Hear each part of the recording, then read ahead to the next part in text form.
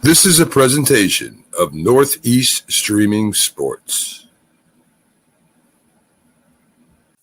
You're listening to the Captain Jack Sports Show on Northeast Streaming Sports.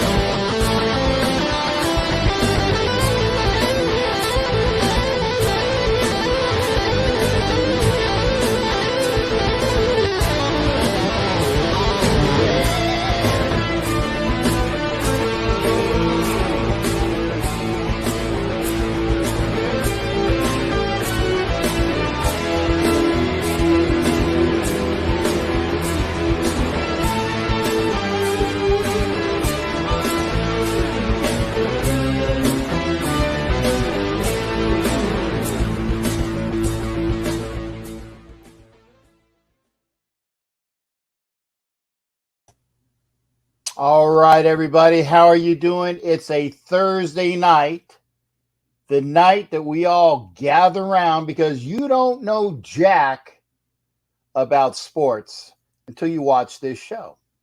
Because, as y'all know, I'm Captain Jack, so you got to learn my point of view. I am literally watching the fake Pirates, the local team. Let me scratch my nose again. See, you get this. It's a little. What is it? Not blatant. The fake Pirates are beating the former Cleveland Browns, who went over to Baltimore to become the Ravens. Not to be confused with the new Cleveland Browns, because that's another horse entirely. It is my pleasure to bring in a guest. And why not have entertainment while we're having entertainment? And I had a chance to, and I can't remember exactly. I think it was in LinkedIn, and I'll get Kevin to tell me exactly where it is. But I saw a book, and the key words were football and espionage. Okay. So, I mean, being a sports guy, that just really intrigued me, because what Kevin and I share in common is that we're both military, and that we both worked for military intelligence. Not letting the cat out of the bag there. I'm going to learn a little bit more about that, but I'm going to bring in our guest to the show, my shipmate, even though he's an Army pogue, they say, there are some cool Army pogues. That's kind of like a derogatory term, like what is it? There's a lot of derogatory terms for sailors, squids, So he can call me Chief Squid. Okay, because Chief squid, right? again, because I do have the anchor. Okay, but I always said I'm not a squid. I'm a chief. I'm the guy that usually has to take the squids that are down and out, that are, can't handle alcohol, can't handle rejection, can't handle a lot of different things. You take those kids up, and the chief has to take care of them. So, again, my best to Kevin Bryant, the author of, and I even want to get the name of the book right, because it's like it said it's espionage and football. I think it's Spies on the Sidelines. Did I get that right? That is correct. Spies on the Sidelines, the high stakes world of NFL espionage. Okay, well, a little bit of background, Kevin. Tell us a little. I gave the big secret away. Your Army intel, and I saw you said you also were an agent. So tell us a little bit about yourself and your background and all those things, so people get to know you, so they can understand, where you're coming from as well in this book. Absolutely. Well, first of all, thanks for having me on, Captain Jack. Appreciate it. Always love some good-natured Army-Navy rivalry. My dad's a former Navy officer, so we go at it all the time. Yeah.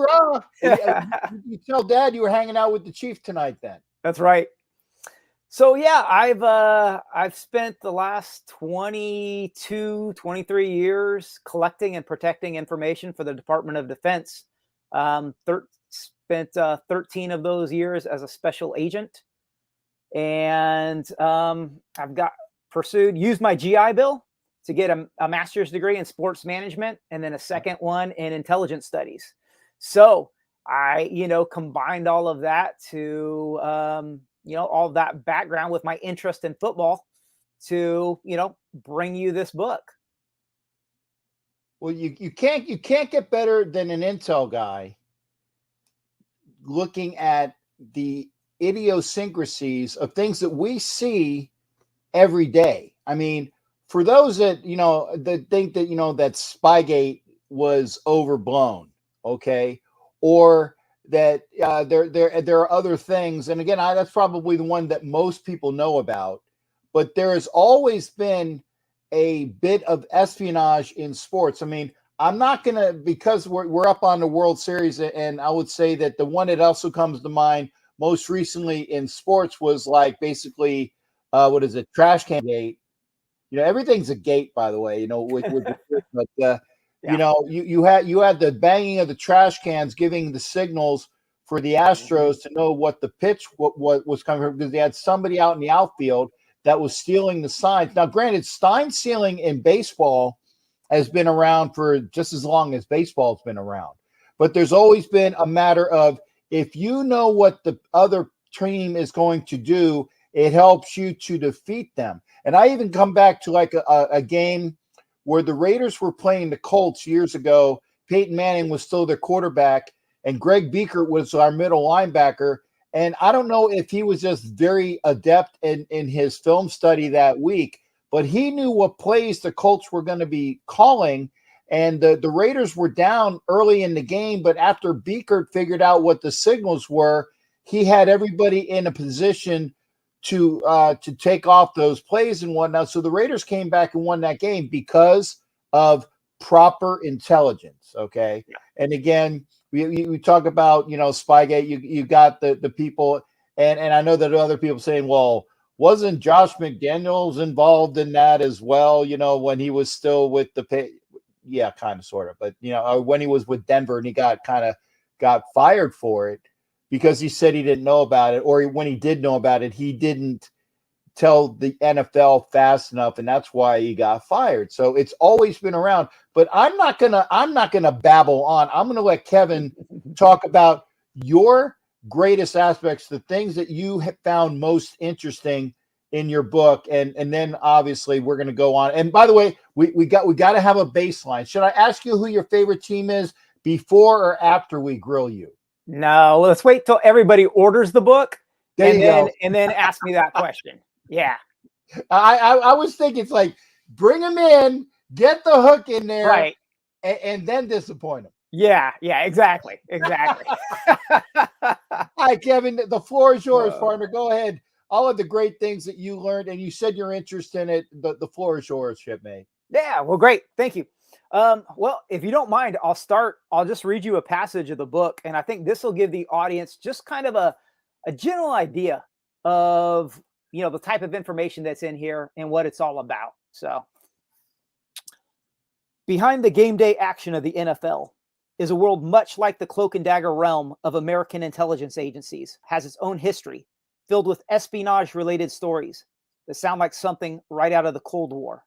Spies disguised as reporters, military officers, and priests, and even a dwarf playing the role of a baby being pushed in a stroller. Covert surveillance of targets' movements, hiding draft prospects by shuffling them in and out of hotels in aliases. Tap telephones, signals interception, decoy signals, encryption, code breaking, and radio frequency jamming. False flag operations, monitoring air traffic and airline passengers, spies scaling rooftops and telephone poles, and clandestine photography undertaken from high-rise hotels with long-lensed cameras. Peepholes, secret listening devices, surveillance photos relayed by zipline, and whispered conversations masked by running water. Stolen documents and trash cans sifted for secrets. Subversion of individuals mired in debt, and a hilltop secured by Navy SEALs.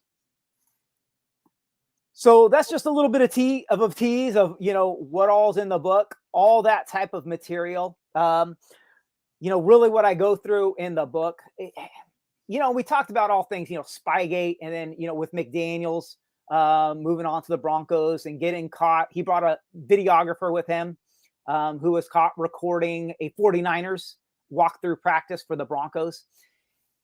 And it was really those two events that got me really wondering how much spying goes on in the NFL. And I think if you remember, you're probably the same way as me, Captain Jack. After Spygate in particular, I was really wondering how much of this stuff goes on in the NFL.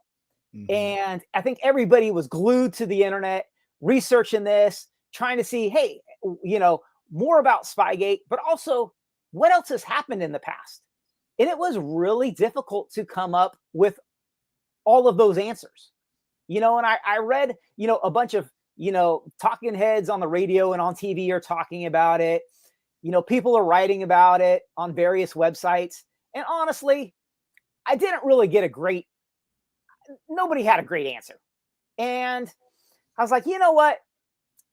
I want to look into this. And so I started doing the research on the internet. And man, found there's a bunch of great stories out there, but they're all spread to the four winds. And so, I took a look at that. I wanted to read more on the subject. So I hopped on Amazon, tried to find a book. Well, there's nothing but Spygate by Brian O'Leary. One book that's about the Patriots and only about that one incident. And I said, man, really nothing more? I've been wanting to write a book for a long time. And so I said, you know what? This is my chance. This is my opportunity, given my background, given my expertise, and I had the passion for it because I really wanted to know this. I thought it'd be a really interesting story. And some of the stuff I was finding on the internet was just, it was ridiculous. The stories I've got in my book, whether it's, from material that I found from other writers, out of other books, or from interviews, it's unbelievable. Some of these stories, it's literally like something out of the Cold War. It's some stuff like out of a James Bond movie. Some of this stuff goes on. The stories are they're so great and at times so ridiculous and over the top. Sometimes it's more Austin Powers than it is James Bond. But yeah, baby. Yeah, right. But I love it. It's so interesting. Yeah. I don't know whether you've ever heard this one. It goes back to the days of like when John Roush was the coach of the Raiders, and he left or he left the next season to go to Buffalo. Mm-hmm. And he was then the coach of the Bills. This was after he coached the Raiders in Super Bowl II. And they were having a game. It was the Bills against the Raiders. And he would look up, or he would be in the locker room, and he would, go up and he went to like the light fixtures. Okay. And he would go like, damn you, Al Davis, I know you're listening. And the story got back to Al Davis, and he said, like, oh man, he's such a kidder. They weren't in the light fixtures, Right. So it's like he didn't admit, but he did. He said, because it was always the paranoia of what Al Davis would do. Like you said, if you weren't cheating, you weren't trying hard enough to win. Okay. Mhm. Obviously you didn't want to get caught. And the thing is about you employ all your assets in order to get that advantage over the other person. You just don't want to be caught doing it, because then the implications are, what have you been doing all this time? Because before Spygate with the Patriots, which McDaniels had brought over, and McDaniels contests that his videographer, and by the way, I figured out who your favorite team is, just by your intro. McDaniels brought over the videographer, and then he said that the videographer did it on his own. Could be, possibly, maybe. He just covered for him, and that was his crime, because they did get caught for it. But because he was kind of, he put his boy under his wing and didn't say anything, that was his crime. Now, I know Sharif's already said that he was 100% complicit. Did Mike Evans give out an autograph to the officials this weekend? Who knows? Because nobody has, ears, or they don't know what the conversation was. So there's always a story you can tell. And as long as you can, just go through it, and as long as they don't catch you, then it's okay. So it's one of those things. So it was like, and Ray Brett Kelly, good to see you in here as well. I want to thank everybody. Tito's in here. Bishop, who is a former Navy SEAL, he's also a shipmate of mine. He says, how does an Army soldier get a Purple Heart? By peeling potatoes.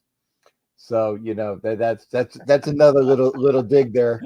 But again, I caught you, I'm sorry, I cut you off. So you had your thread, and you started pulling in it, and you were getting all of these other stories, one and the other, because I want you to give us some juice, but I don't want you to give us everything, because then we're not going to buy your book, and I want to buy your book. Okay. And we all want to get this book, because it sounds like a great read. Yeah. Thank you. Yeah. So what I will say, for Raiders Nation out there, is that Al Davis, and you mentioned it, and that story that you just spoke about with the listening device up in the ceiling and the coach yelling at it, damn you, Al Davis, I know you're up there. That's in the book. I've got a whole chapter on the threat of listening devices. And I didn't read it yet, but I knew that if you know it and I know it, then it should be in there. Yeah, absolutely. So Al Davis was obviously he's one of the great coaches of all time in the NFL and the AFL both. And he's got so many stories, because he was one of those coaches that was willing to push the limits. Obviously, just win, baby, was one of his phrases that he used repeatedly. Another one was whatever it takes, which is the theme of my book. And he's there with a handful of coaches that were willing to cross over that line of what is, often fair and permissible. He was willing to occasionally exceed some of the rules and bylaws to be able to try to give just a bit, right? To give his team an advantage. And, but a lot of the great coaches, a lot of the coaches that built dynasties were willing to do this. And I'll give you some examples. George Halas from the Bears, Sid Gilman from the Chargers, Weeb Eubank from the Jets and the Colts. Obviously we've got Al Davis today. And, Al Davis, and then Bill Belichick today. George Allen with the Rams. Surprise, Bill Belichick? Oh my God. It's shocking. I know. You're telling me the hoodie? No.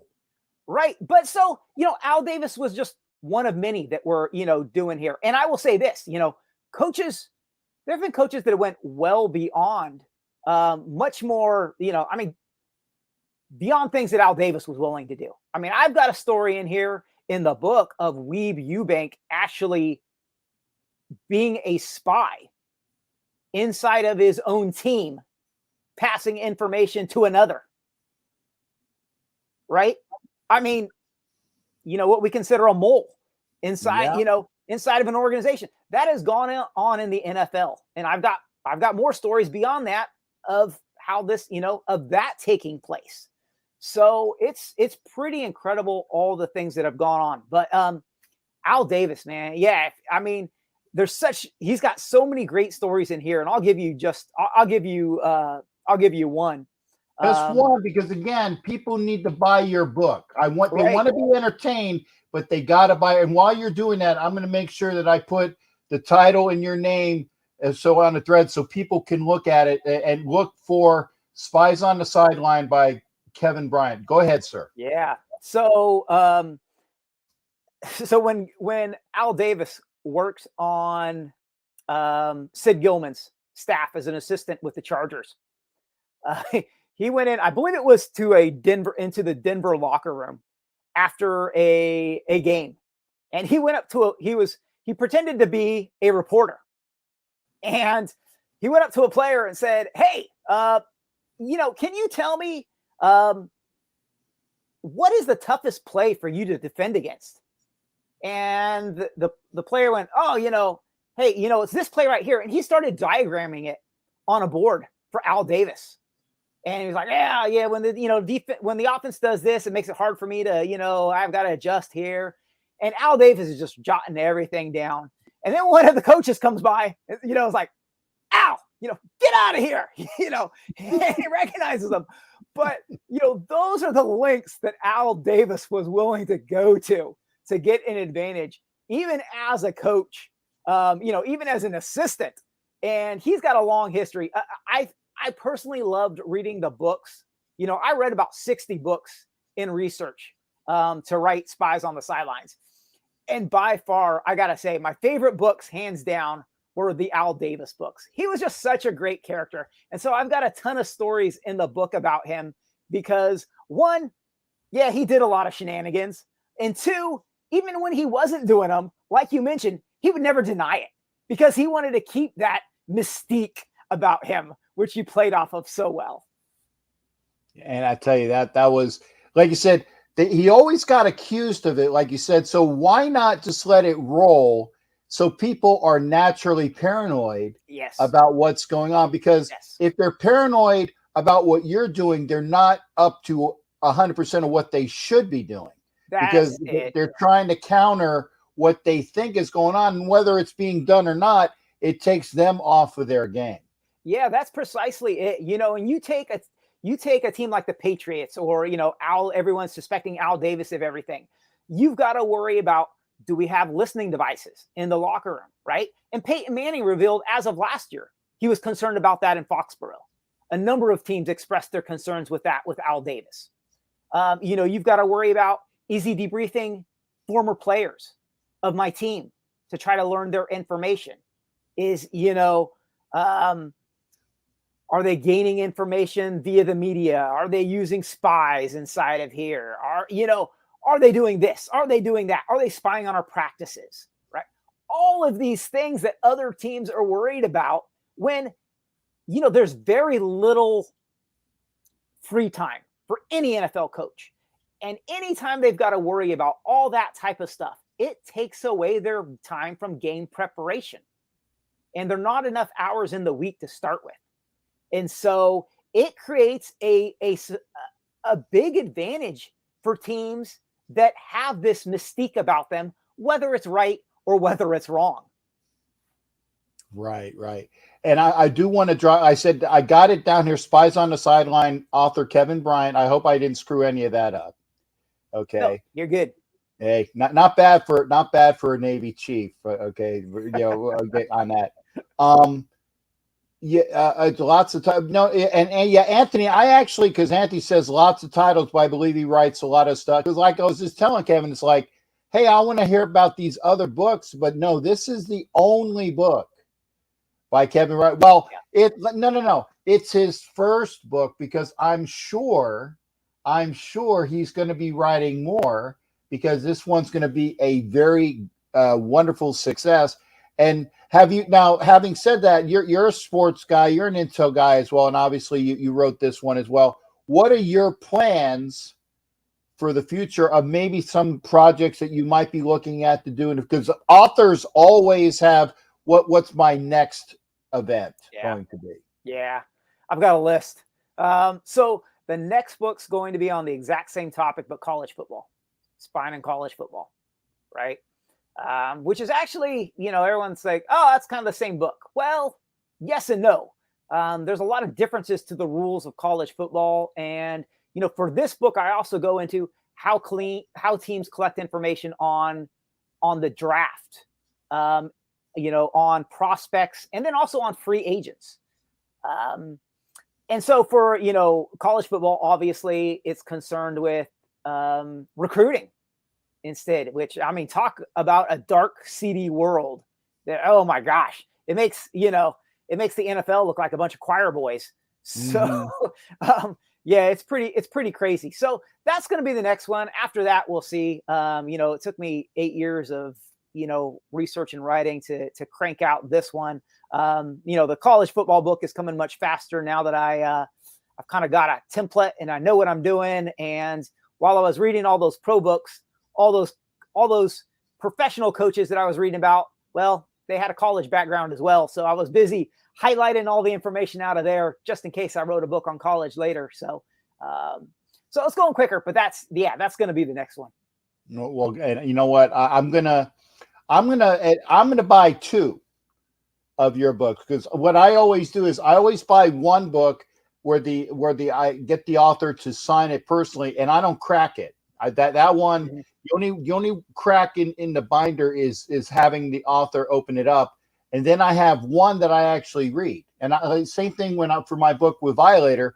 I have a book that Violator wrote to me where he has his autograph on the top inscribed to me, and then I have another one where I can actually read, because I want to have that nice pristine copy that's just for me, and then I have the one that I can actually read. So I need to do it a little bit more often, because I fly a lot, obviously, and people that are saying, where'd Captain Jack get waylaid this week? Because last week it was in Dallas, but at least they gave me a hotel this time, which was nice.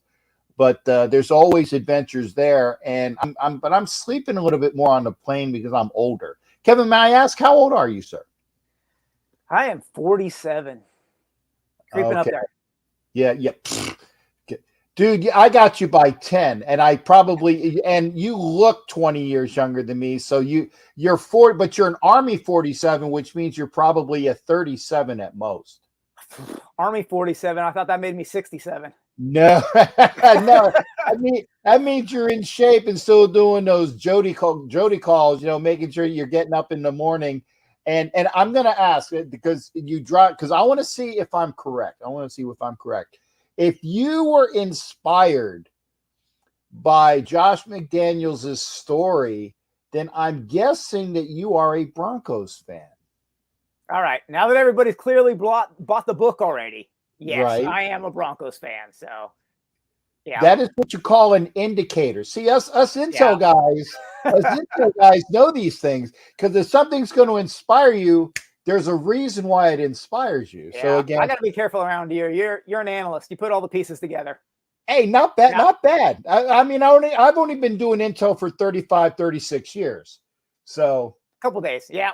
Just a little bit of while. But I said, well, if that was the impetus, then, and I know it wasn't because he was a Pats fan, because it was something about him as the Broncos coach. So, okay, off the subject of the book, and by the way, like I said, Spies on the Sideline, author Kevin Bryant, go out. First off, where do you get the book? On Amazon? Is that the best place to get it? Or is there anything else that we can do because I'll put it in the chat so they can go right to you. Yeah, so you can get it off of Amazon, Barnes & Noble, Books A Million. You can order it through the publisher, Rowman & Littlefield, for 25% off as well. If you go on my website, which is spiesonthesidelines.com, and I've got the coupon code up there, and then it's got the link to the publisher's website. The book is out in hardbound copy. I've got an ebook, I've got an audiobook. Amazon has them all. It's out on Audible now as well. I will say that the audiobook is about half the price of the regular hardbound book. So if you're looking to save a few bucks, that's definitely the way to go. But if you're looking for a good, Christmas present for the, NFL fans in your life, obviously you can't beat a good, hardbound book and whatnot too. So, but that's where you go. I've got all my social media, stuff on my website, and, lots of information about the book. So. And by the way, I do want to say I got Richie Riche in here, and he is a Broncos fan. We do the Wild Wild West shows on Wednesday, but he is the nicest Broncos fan because he's Canadian. Oh, there you go. Yep. Okay, so yeah, I mean, because it's like, and you seem to be a well-kempt Broncos fan, so I'll have to get you together with Richie Riche, because again, he has his MHRT network, which is very Broncos heavy. So Richie, make sure you get with me, so you maybe you can get Kevin on to do a spiel with all your Broncos fans, because I want to buy your book because you're an intel guy and you're awesome and you're here with us. Make sure you're out buying it, Raider Nation, because like Kevin said, there's a lot of Al Davis stories in there. Okay, a lot of Al Davis stories in there. And Richie's hopefully will reach out to you and get you over there to MHRT. So that's that other option where the AFC West will take care of you, partner. The AFC West will take care of you. Absolutely. Yeah, and Richie, see right here. Richie, Kevin, I'll be buying the book. Awesome. Appreciate it, Richie. Thanks a bunch. That's it. And Richie, I will get you that information to him.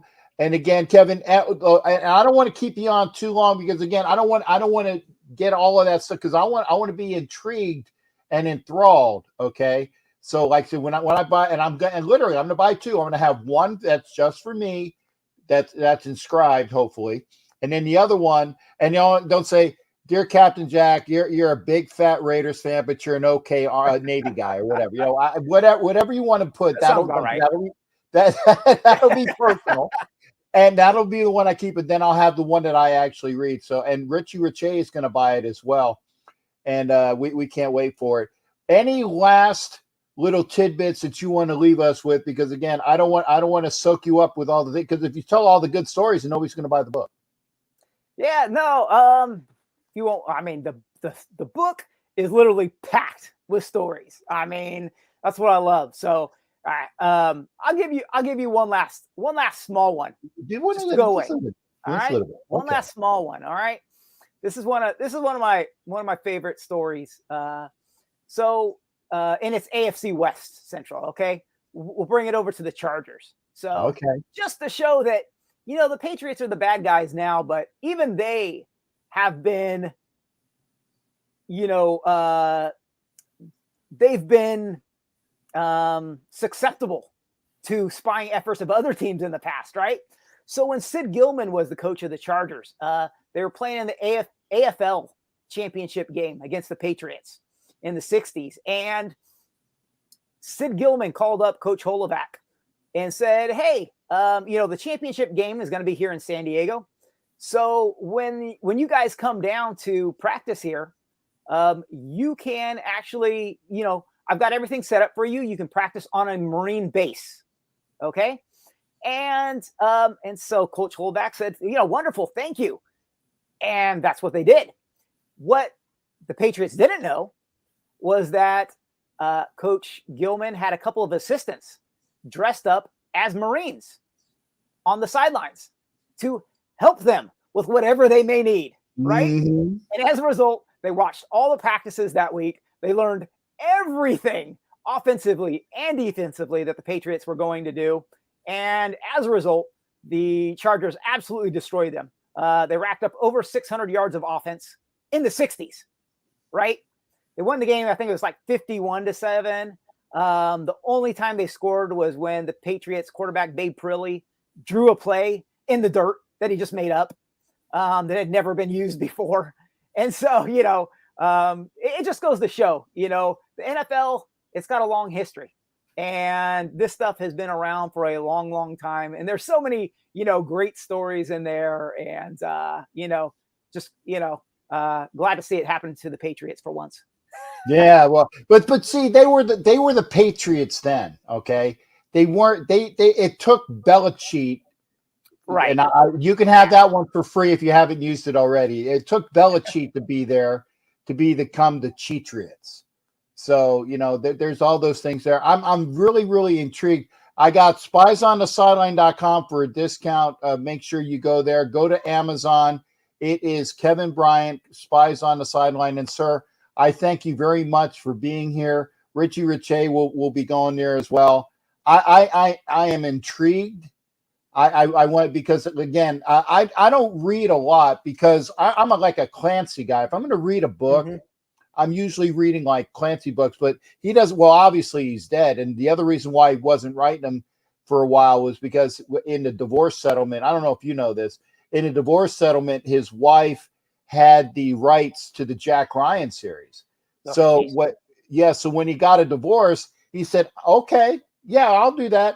And so he wrote non-Jack Ryan books so that she wouldn't get a dime. So that's why he was thinking. So you know what? Okay, you got that in the divorce clause. Well, guess what? I'm just going to write really good books, but Jack Ryan is not going to be involved. I think it was his way of saying, there you go, you're number one to me.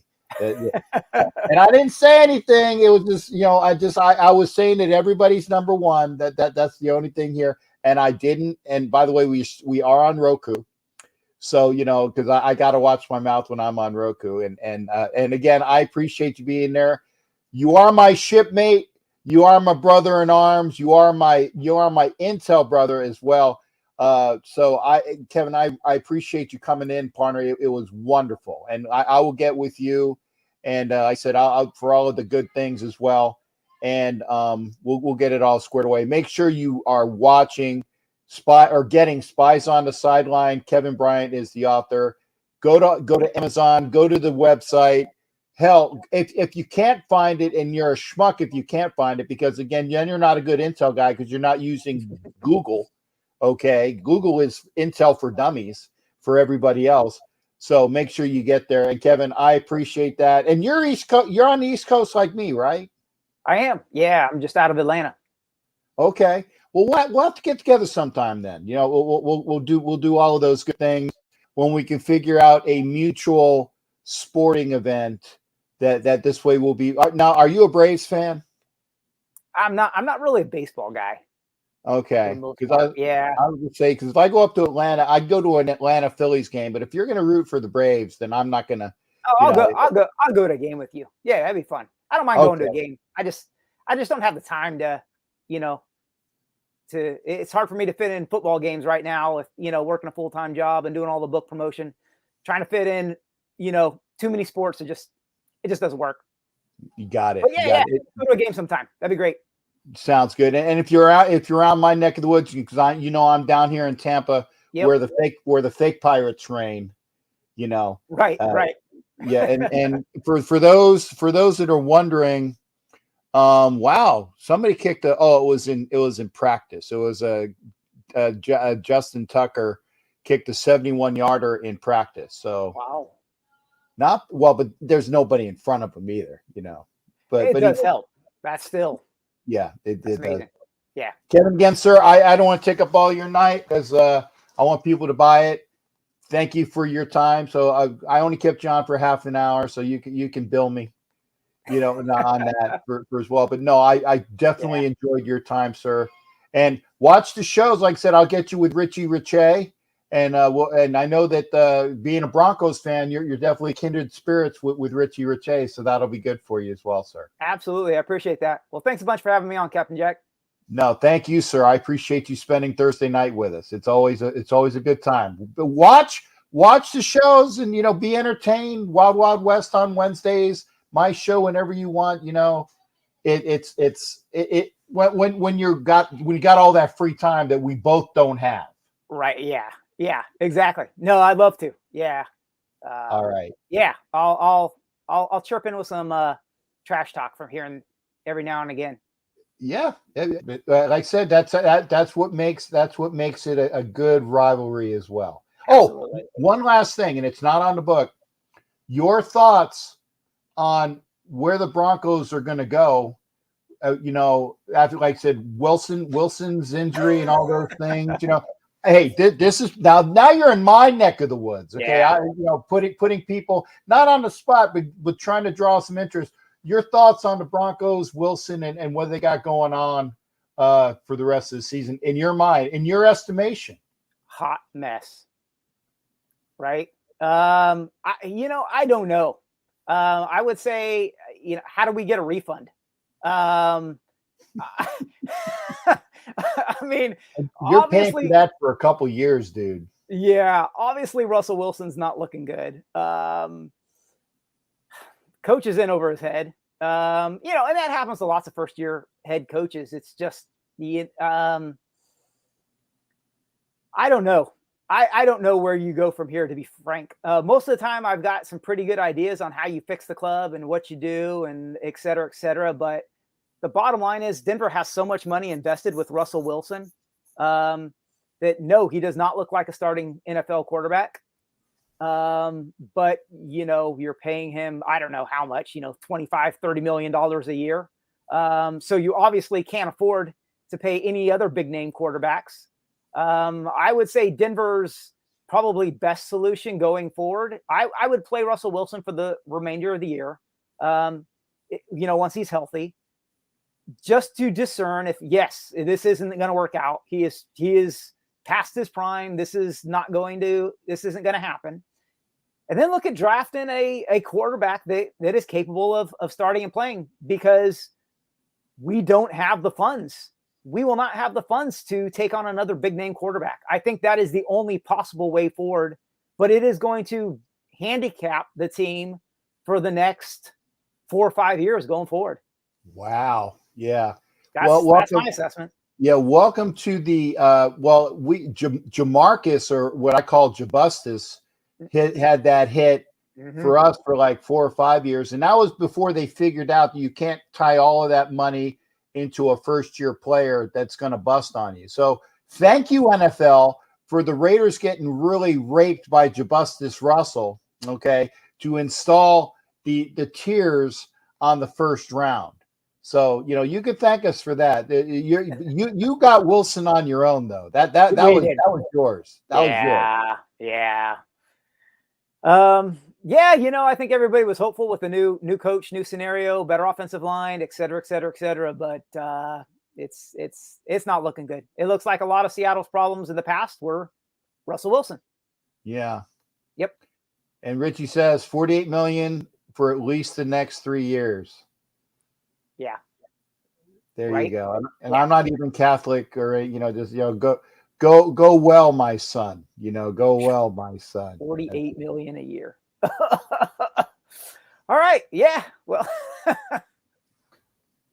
I brought you down. I apologize. But again, Spies on the Sideline, Kevin Bryant, go get that book. Kevin, thanks again for spending some time with us, sir. All right. Thank you. Got it. Take care, shipmate. Thank you. You too. All right. That's Kevin Bryant.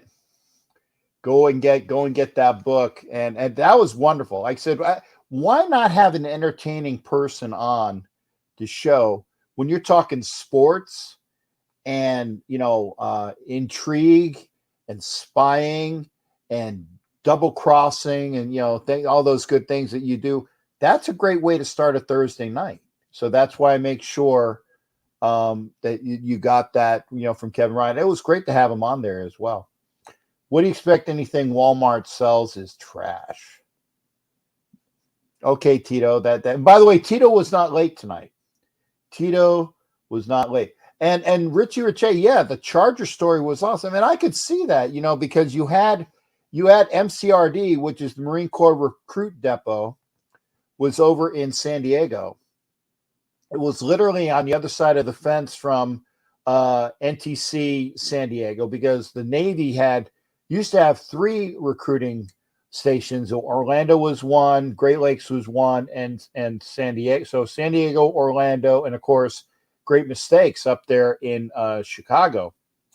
And they got rid of San Diego. They got rid of Orlando. So they kept the cold one and the oldest one, So, and then the Marines they went all the way over. I don't think MCRD is still there. I might be mistaken on that, but I know Parris Island is still the main Marine Corps recruit depot. So that's the way that is.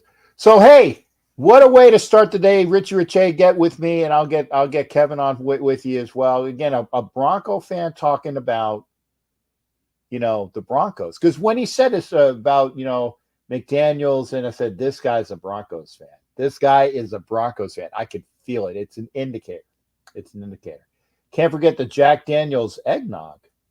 Huh? Jack Daniels eggnog? Is that at Walmart? Huh? I'll have to see that. Anyway, I'm going to put the link into the show. I hope you enjoyed the interview. Again, Kevin Bryant, Spies on the Sideline. And then I would say, or call. I got the link. 813-699-0834. So let me get this in there. There's only so much I can do at once. Okay. I'm trying. Okay. It is it the half? Yeah, it's halftime. Bucks 10, Ravens 3. And I thought the Ravens were going to. Oh, it's seasonal. Okay. Yeah. Jack Daniels eggnog. Wow. Maybe I'll try it if it's at Walmart, because I don't go to Walmart, but I'll try it. If Jack Daniels, it sounds intriguing. Maybe now if they add Grand Marnier eggnog, I'd be drinking the hell out of that. So there is the link. Come on into the show if you want to talk football tonight. You want to talk sports. Remember, the World Series is tomorrow. I still got my.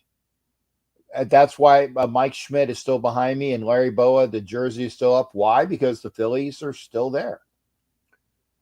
And as long as the Phillies are playing baseball, now granted, in about a week I'll be taking them down. But I got to keep the karma up. The Phillies are winning because I have the framed Larry Boa and Mike Schmidt behind. That's the reason why they're winning. That's the only reason, because it's all me. It's all me. Jeff, the last folk here about Bo Jackson. Okay, yeah, I'll have to check that one out too. The last folk here. Okay, thanks, Tito. I'll look that one up, but I will definitely get with Kevin and so I can get that book. I said I'm buying two. I'm gonna buy 2 books. Hit me up. I have yet to see. I wasn't really watching the game, only just a little bit of it. So, Jeff Pearlman. Okay, Jeff Pearlman. Okay, thanks, Tito. So don't really watch. I just see the score. I saw where I think the one play I saw was Vita Vea just severely. He didn't throw Jackson down, but he just kind of did a very nice version of a Tony Serafazzo belly flop. He didn't even go all that weight on. So yeah, there it is. They just showed it, and he's doing the surfing on the ground in the at Ray J. But again, it's Thursday night. It is our night to talk sports. Hit me up. I got the what is it? I got the link there. So come on in. The phone line is up. Need Jackson to rack up some points. Oh, okay. So yeah, it's a fantasy football, and that's why I don't have time. I basically give advice for fantasy football. I don't have time to do it, and and one of the other reason why is because I don't like if I have somebody on my fantasy football team and they're playing the Raiders, right? And I have to hope that they have a good game, but the Raiders win. I just can't do it. I just cannot do it. So, hey, we're going to hear from Black Danos in a little bit. So let me get Black Danos in here. Okay. Don't go yet there, shipmate. I got the timer going to get going. Give me a mic check and we'll start it. How you doing there, brother? Give me a mic check. Mic check 1 2. Mic check 1 2 1 2. You're good. Oh, great. The countdown continues, my friend. Time is just flying. I think I read somewhere a long time ago, at some point in your adult life, you'll realize the years become like water, like trying to hold water in your hands, in the cup of your hands, and way just slip through your fingers. I mean, it's even through Facebook memories. I see stuff that I posted a year ago. I said, was that a year ago? And here we are, Halloween days away. But of course, before that, we go back to New Orleans, which historically has been the site of one of the Raiders' greatest triumphs, becoming the first wild card team, to advance and win the Super Bowl. And it's been some time, I think, since we've been there, since 2016, which was favorable for us in very dramatic fashion. That gutsy, talented team on the upsurge, trending upward. But again, that was 6 long years ago, 3 presidents ago. And the only person left from that 2016 team is Derek Dallas Carr. Every single other player that contributed to that dynamic, exciting win is gone. But he's still here. And we shall see. I don't know if do you know who's officially supposed to start for the Saints in terms of quarterback? Yes, officially, it's. Let me put the clock down. Wait. Oh, shoot! 1 second, Bonner. Let me stop the clock because again, I want to give you all your full. Officially, Andy Dalton is going to be the starter per Dennis Allen. He did say that Jameis is not injured, so he is ready and available to go. But Andy Dalton will start officially per the coach. Now, I mean, if they're using, because we're talking intel, if he's using subterfuge, we'll find out. But normally when you name a starter, unless something really, exotic goes on, you're going to go with that. But, maybe Dennis Allen is doing that, to them. Now, I want to ask you one thing. And again, I have it on pause, so this is not taken out of your time. Andy Dalton is the starter. They had an interview with Alvin Kamara, and somebody mentioned to Kamara that that the Dennis Allen used to be our head coach, which was so long ago. I mean, it was so long ago that nobody even really remembers. And Kamara was like, "Oh yeah, that's right, he was, yeah." So we're gonna have to whoop that ass for coach. So coach goes and happy. So what are your thoughts on the fact that you got Kamara running his mouth off, and it obviously is bulletin board material. What are your thoughts on that there, Sharif? Or excuse me, Black Thanos? Well, I think it's standard gamesmanship. Anything that will get your team a edge or get them riled up, you have to utilize. And he could be doing us a favor. But then again, the Derek Carr is the only one who can really remember Dennis Allen, and it was only a few games they had together. But nonetheless, I think Dennis Allen would have an extra sense of motivation anyway. But I'm not mad at any player who is passionate and optimistic. We have to return the same fire within reason. Now, of course, that can backfire, like when you dance on the logo of the Chiefs field and then you get embarrassed before the world and get stomped out the building. But, overall, Kamara, he's never really been a outrageous type of person. So maybe it was just an off-the-cuff remark he wanted to throw out there and to incite the crowd or generate some excitement. Boxers do it, wrestlers do it, to put seats in the building. So I like it. This goes all the way back to Thomas Henderson, Super Bowl 13, trash talking, which I think is the original trash talker, Hollywood Henderson, saying he couldn't even spell cat if you gave him the C and the T and all of that stuff in that classic game with all the Hall of Famers. So it's standard. And you got to remember, Ngakwe has thrown smoke our way, and we have the Colts coming up next. Not next, but in a couple of weeks with his new team, because he made it known the Raider game is circled for him. He did not enjoy being shipped out in favor for older Chandler Jones. So, I don't take great offense to it. because maybe they feel Dennis Allen got some measure of redemption there. But I was glad, and my mates at the Silver and Black Empire, we actually had a quasi funeral for him, as we buried a action figure dressed like him in the dirt outside our bar on 40th Street when he got fired. I think that was right after the Miami game. He didn't It even was. touch American soil, and Mark Davis showed the balls to cut him loose. Yeah, So, he went home on a separate flight. He didn't even go home with the team. He was fired right after the Miami game in London, and they just got embarrassed, and he was shit canned. yeah, yes, and if you remember, he was so distant and nonchalant appearing in that game. I know it had to offend the hell out of Davis for him to bring down the hatchet in the way that he did, because we all saw and felt it, like he didn't even want to be there. And that's the head coach looking like that. That was terrible to see. But it worked out as far as Jack Del Rio. So you did answer my question about Andy Dalton, who is undefeated against the Raiders all time, 3-0. 3-0, yeah. A steady veteran, whose career kind of parallels Carr to a great extent, except he's a bit over 500, and he's been to the playoffs 4 times, but he always lost. But he did get there in a tough division with the Steelers, with the Ravens, when both of those teams were very physical and dominant. So, we can't sleep on Andy Dalton. He's accomplished things in this league. And he spent a good 8 or 9 years with Cincinnati until they decided to do the intelligent thing. It's time to level up, which they did, got Joe Burrow AFC Championship. You see the pattern? That seemed to be the formula. But maybe sooner or later we will pick up on that. But this game, and even Jameis Winston is dangerous to an extent, because he's one of those guys who can be hot or cold.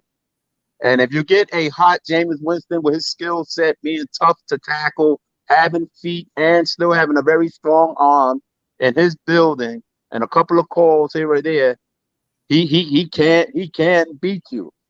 So this will not be an easy game by no means. The good thing is there will be plenty of disposable alcohol for Raider Nation, no matter how the game may go. But I will be there. I'll be in section 115. I don't know where you may be. I guess I'm close to the 40-yard line, whatever it is, the Raider sideline. So you'll see me in all my spectacular glory, trying to root the team on and inspire us to victory as I touch down in the Crescent City Saturday night about 6:30, where you might be on a boat ride or engaged in some other frolic. I haven't done any of the things that, I looked at what was available. The one thing that I know I'm going to be going to, and I haven't gotten tickets for it yet, is I'm going to go to Rilla's party after the game, which means that I might have to bring like my tablet with me, depending upon, because I'll have to do the show, or I might do a show after the game and then have it ready for taping. I might do that because if Rilla has the party later on that night, I might do the show live after the game and then put it on Roku for the 9 o'clock start, which I'm required to do. So I might do that because I don't want to miss out on that. That's the only thing I know I'm going to go to. Thank you for reminding me of that. I'm not sure what the start time is. I'm guessing I will go in Black Thanos gear, to keep the theme going. And the important thing to remember for fans coming in from out of state, this game actually starts at 12. We're so used to, a 1 o'clock start in most places. This game will actually start at noon. So don't be caught, thinking you got another hour to the first quarter. No, you will miss out. So that's very important. But I haven't seen any tickets for sale either for the Rilla thing, but I will purchase if it comes across me while I'm out there, But lastly, the key to victory, again, ride number 28, the J train, have Black Moses lead us. The 11th commandment, thou shalt feed Jacob. And on that fast type of surface in that building, climate control, so weather won't be an issue, I can see Jacobs having another spectacular game. Though Dennis Allen is a defensive guy originally, mainly out of the secondary. And they will try to draw up some things to derail him, but he seems like a man on the mission. So Josh McDaniels, if it ain't broke, don't fix it. Because again, if Josh McDaniels can mess up a 6-0 season for the Broncos and turn that to 8-8, we just need him to follow the script, sip on some Gatorade, and leave the driving to Jacobs as if he was a Greyhound driver. I think that is the key.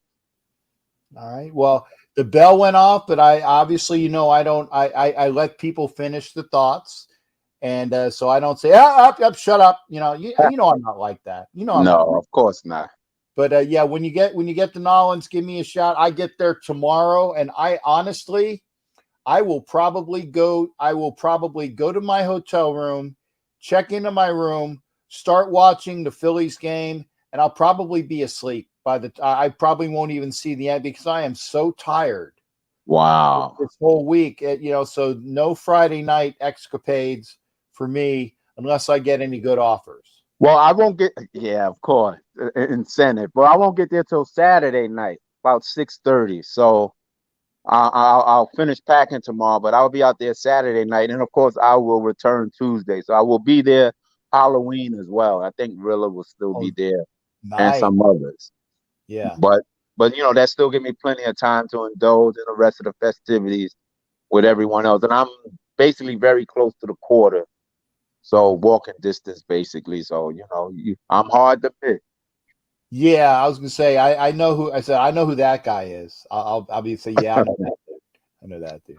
Hey, Thanos, good to hear from you, partner. Thanks for popping in. Always a pleasure. We'll see you out this weekend in Knowledge. Are you going to give a prediction, or are you going to step out and do that, or are you going to just keep it? No, I've learned the hard way from giving my Super Bowl prediction of the year of 2017 and making endless videos, and how that year collapsed like a lawn chair under John Candy. So I just have a very trepidatious wait and see approach. I'm hoping for the best, but I'm prepared for anything. Because this team has been too bipolar for me to put any money, or for me to unfairly influence anyone to wager any money and have that on my good conscience. So I just want to enjoy the thrill of discovery and offer my presence and the mythic abilities of Black Thanos and my long time good fortune to hopefully contribute to a victory. Okay. Well, hopefully, like I said, keep the good juju, man. But lastly, if we follow the formula, and I said a week ago, I said if Jacobs had at least 130 and 2 TDs, we would win. He did much better than that. I will say the benchmark, I would say give him 125 and maybe between 1 to 2 touchdowns. I feel very strongly. And I think Waller is supposed to return if he's really up to snuff. So that will give the Saints something else to worry about, which will open up lanes for Jacobs. So he will probably go north of 125. If he does that, I believe we're 90% assured of victory outside of freak things like turnovers and special teams play. There you go. There's my Raiderette for life. Good to see you there, sweetheart. Well, hey, BT, you know that Tay Adams hasn't practiced all week. Well, yeah. What is it? He got the hamstring disease too? No, is he worried about that court date coming up? No. Be nice. It's not that. Apparently, there's a bug that's going through the locker room. Wow. So, and it happens. It happens every year. There's always, that time where there's that sickness that goes through. But Tay, he didn't practice today. He did not practice yesterday. They're hoping that he can come out and play for the game. I was totally unaware of that, Cat. I've been just so busy grinding and everything. That really swings the pendulum as far as how this game can go. Mm-hmm. Jacobs notwithstanding, because if they don't have to worry about Devontae, then all lies, they can basically put 8 in the box. Or, just going all the way and say, okay, when you try to beat us, we'll try to beat you. So yeah, wow, that is a big factor. So that's gonna be very interesting. But we were lucky last year. We didn't lose any major A1 players to COVID like a lot of teams did last year. Yeah. We were really fortunate, throughout the entire season. We had a couple of people on the roster, but I mean, people that you couldn't afford to lose, we didn't lose. Right. But no, I figured I'd let you know that because you didn't mention it, so I figured I would let you know. And again, Raiderette for life. Thank you for being here, honey. I love it. I love it when the Raiderettes are in here because they have it. Look at that beautiful gal right there. Definitely makes this old dude look a lot better. Okay, Yeah. definitely so. Hey, BT, you be good, brother. Good hearing from you, and we'll see you out there this weekend.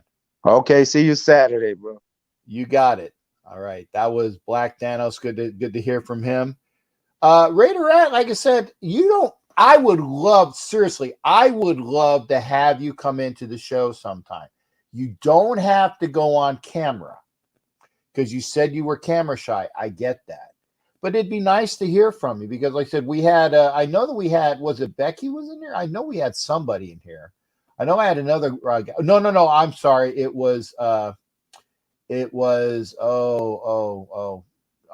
farting again. My gal that has the from Facebook, Kelly Farley. There you go, Raiderette Kelly Farley. Raiderette Kelly Farley is in here. By the way, the was it Kenyon Drake? It looks like Kenyon Drake scored. Yeah, on a pass. Yep, a swing pass out of the backfield. Kenyon Drake for the touchdown. So it is now 10-9 pending the extra point. Kenyon Drake scores for the Ravens. So it is now 10-9. And with the point, it's now tied up at 10. So again, Raiderette for life. Good to see you, honey. Hope to have you in here. PSA. Captain, when are you leaving for Nolans? Tomorrow at 5 o'clock. Oh, by the way, Hollywood, if you're still in here, I leave at like 5 o'clock. I get there at 5:30 because of the hour change. So if you are driving, let me know when you get there, and then maybe we can because I have no clue where I'm going. I think that you know where you're going, but we'll be there. We might be there. I'm tired. All this travel is just it's whooping my ass. I admit it. Hope to see Raider. I want to meet Raiderette for life. That is a beautiful lady, and it's always good to see. Kelly, are you going to be going to the Broncos games? I think that she is out there. In what is it? Colorado as well. Oh boy, I'm glad to see this. Yeah, Gabe, I will. Yeah, Kadarius Toney, I did see that. We'll talk about that as well. I want to bring in my next guest. Oh, for sure, Raider. You're always invited here. I want to salute because I didn't get a chance to, my new brother in arms. It's Raider Squid, just the brand new frocked. Are frocked, or are you getting paid? No, frocked. Okay, brand new frocked Chief Petty Officer Raider Squid. That is your salute there, my shipmate in crime. First off, for those that don't know, like I said, when you make Chief Petty Officer in the Navy, it is a monumental event. And, so for Squid, I'm very happy to see that Squid made Chief. We've been talking about it for a couple years. And so my best to you. And so my salute to you. I'm not even going to start the clock for a little bit. Anything you want to say off the cuff that you can, or that you want to. Like I said, I'm not even starting the clock. You get like a free couple 30 to a 45. Anything you want to say about your events? It's just, I'm glad to be back. As you know, it was a definitely grueling, humbling 6 weeks, to say the least. So can't talk too much, obviously, but yeah, humbling 6 weeks. It definitely put a lot of things in perspective, and even just these first few days of being the chief really kind of goes, oh fuck. It kind of makes. By the way, we are on Roku. Oh, hey, bound to happen. There Darn. You go. Yeah, bound to happen. Darn. There you go. Sorry. No worries. Like, you get why we do what we do. So much is thrown your way so quickly, and it's just learning to be calm. So extremely blessed. Glad to be back. We were out to sea for a little bit too, so we did the sea thing and finished our season out to sea. So now back on land and back on catching up with sports. I mean, had no idea what's been going on in the nation. Had a few people we were trying to watch games with, but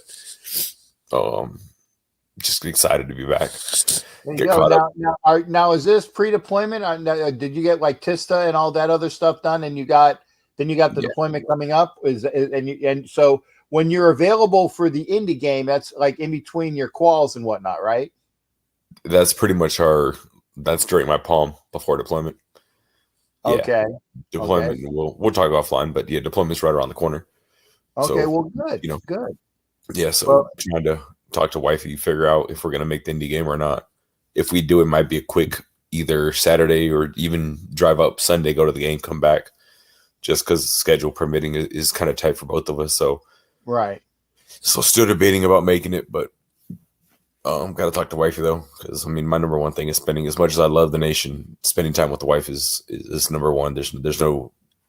I love what we do. I love Squid and everything, and interacting with Raider Nation. But I mean, I'm about to be gone for a few months, so if I'm not hanging out with my wife, I'm not right. Going. Yeah, I got you. Okay.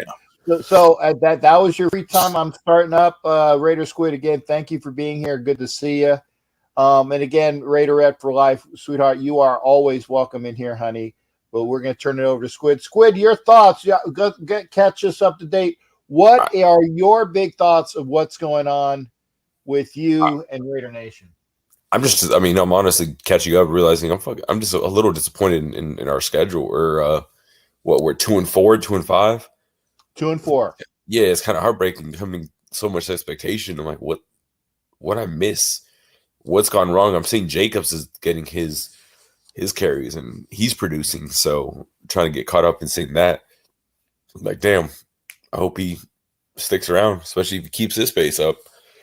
I'm hearing all the trade rumor talks and it's just a lot going on. So I'm very, very curious. I'm at one game at a time, going to New Orleans and beat New Orleans. Their record to me is like us. They're the same record, right? 2-4. Or maybe they're 3-4. I know, or 2-5. They're close to us. I haven't really been paying attention. I know that they are better than what their record indicates, but a lot of the time, a lot of the losses that they've had is because Jameis has been out, and without that continuity at quarterback, it really kind of, it's debilitating. Hollywood says they're 2-4, so they got the same record as us. And then seeing, if correct me if I'm wrong, we're number three offense. I'm like, how are we 2-4? Well, like, I mean, yeah. Like what? Our potent offense is coming out shine, and this is Waller's been out a game or two? Yeah, he was at the very beginning of the Kansas City game, and then I saw him walk by me in the first quarter. So he was out that game. He was out the bye week. He was out last game, so he's been out like 2.5 weeks. So we're missing 1/3 of our offense. It's just number 3. It's crazy to me. 2-4, but number 3 offense. Yeah, well, that attests to the issues that we're having on defense. Yeah. How is Jones been? And again, stopping the clock for you. Jones has played what they want him to do. They want him to take up and feed off the box and shuttle things in, but he hasn't been doing a lot of the pass rushing that people are expecting. But you know what, people, you got to understand, if the coach tells you this is what I want you to do and you're doing it, then you're doing your job. Is he getting the push on the outside? Not as much. Max is just basically, being Max is like a defensive MVP candidate right now, and so is Roquan Smith. There's the segue. For maybe picking up Roquan Smith to bring a great linebacker in. He's going to want a lot of bank, and you can't pay everybody, and that might be one reason why that the Raiders haven't gone for him. But again, Chandler Jones is doing his job per se, but he just has not been that pass rushing threat. So now you're caught up. So he's been more of a Robin to Max being Batman and kind of taking the. For sure. Okay. Like I said, I can only go off of what I see in stats, and obviously stats don't give you the full picture of what is, especially with Max. we know that his game a lot has been pressure and making quarterbacks feel uncomfortable. So, but that seems to be our worry is the defense. Has it changed from the offseason? We know it's going to be an issue, and it seems like that's continuing to go. They're starting to gel. They're starting to get a bit better. I mean, I saw a pick 6 on the highlight, and I was like, "Oh damn!" I don't remember the last time. Last time I saw one of those in silver and black. Yeah, well, I think the last one was when I can't remember the kid's name that played safety. That really, I think it was Harris. I had a pick 6 against Indy, that game that I was there. I think that was the last time we had one. So it's been a while. I'll say definitely something I haven't seen in a while. But no, I'm excited. Starting to see Facebook and everybody going to New Orleans, being excited about that. Definitely going to tie down my plans and see if we can sneak away and make the Indy game. Probably tie that down the next few days. So I'll talk to boss lady. We can talk. But for me, it's more about the experience. Going to the game is great and all, but we know that as Raider Nation, half of it is the tailgate. And how hot is it in Vegas right now?